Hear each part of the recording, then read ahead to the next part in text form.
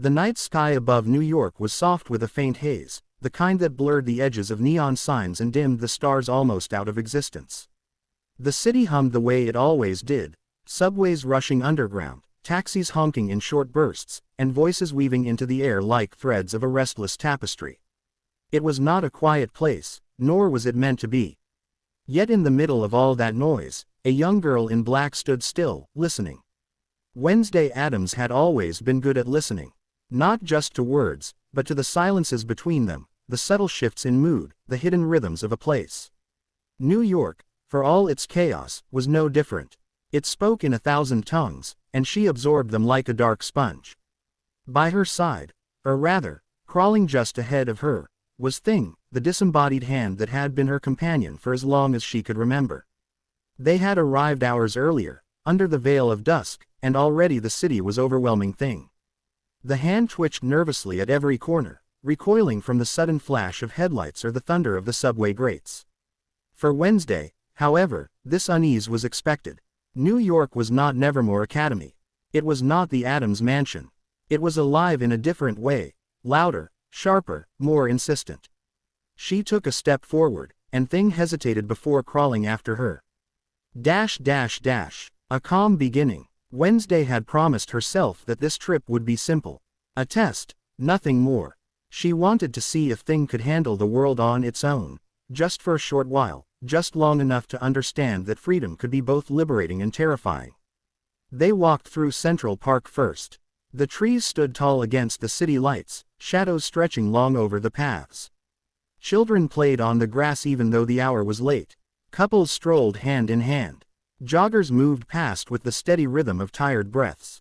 Wednesday observed them all with her usual detached curiosity. But Thing was restless. It darted from her side toward the sound of laughter, then shrank back when a dog barked from a distance. It skittered across the pavement, exploring every stray leaf and crack in the stone, only to return quickly, as if afraid to be left behind. Wednesday crouched down and spoke softly, though her voice was always calm and even. "You want independence," she told Thing. "But you're afraid of it. That is entirely human of you. Which is ironic, given your lack of body." Thing tapped twice on the ground, as if embarrassed. "Don't worry," she said. "New York has frightened greater monsters than you. A relatable problem. By the next morning, however, the problem had grown clearer. Thing wanted freedom, yes.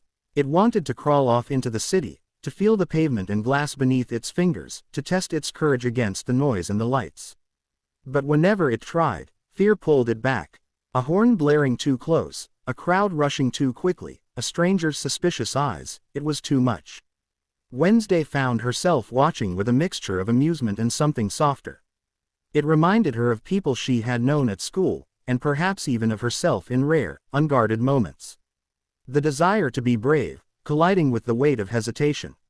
She thought of Ethan, one of her classmates back at Nevermore, who had once confessed that he dreamed of standing on a stage and playing guitar.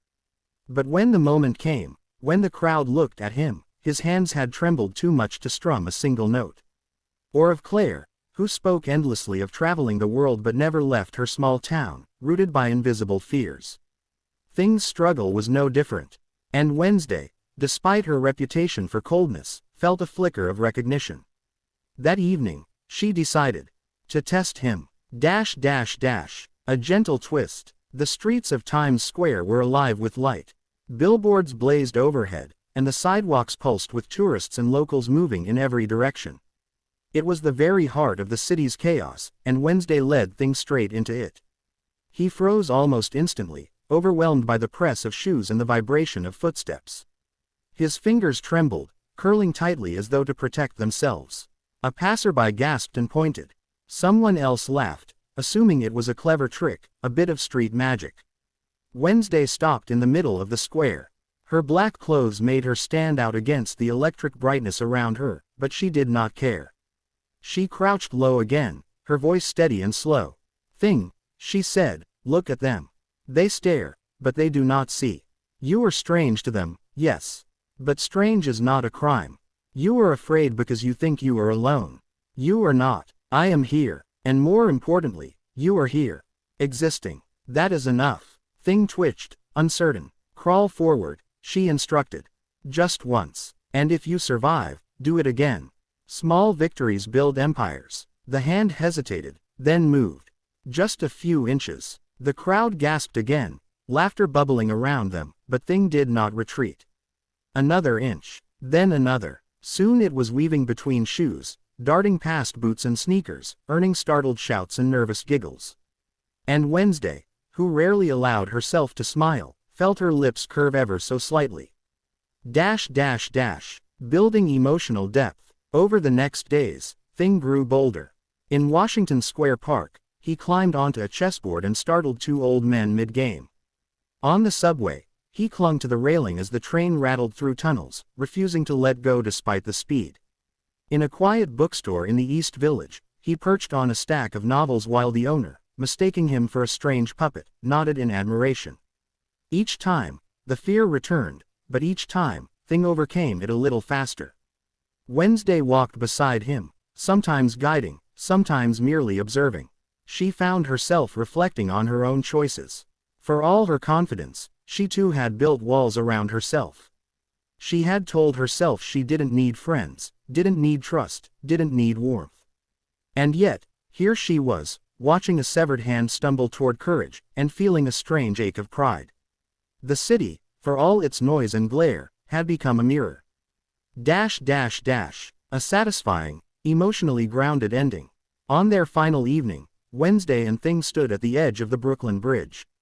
The skyline stretched before them, towers piercing the night, lights shimmering on the river. The wind was cool, carrying with it the scent of salt and asphalt. Thing rested on the railing, fingers drumming lightly. He was calmer now, more assured. His journey through the city had not erased his fear, but it had reshaped it into something manageable. Fear, after all, was only the shadow of possibility. Wednesday looked at him, her face pale and unreadable in the glow of the bridge lights. You wanted freedom, she said softly. Now you know what it feels like. It is not absence of fear. It is walking into fear, and moving anyway. You did that. Thing tapped 3 times, his way of saying thank you. For a long moment, they stood together in silence. The city hummed below, but up here, it felt almost peaceful. Wednesday felt a weight lift inside her chest, one she hadn't noticed until it was gone. When they turned back toward Manhattan, Thing crawled ahead confidently, no longer clinging to her shadow but moving just a step in front. And Wednesday, though she would never admit it aloud, felt content. The city had tested them both. And in its restless heart, they had found something steady.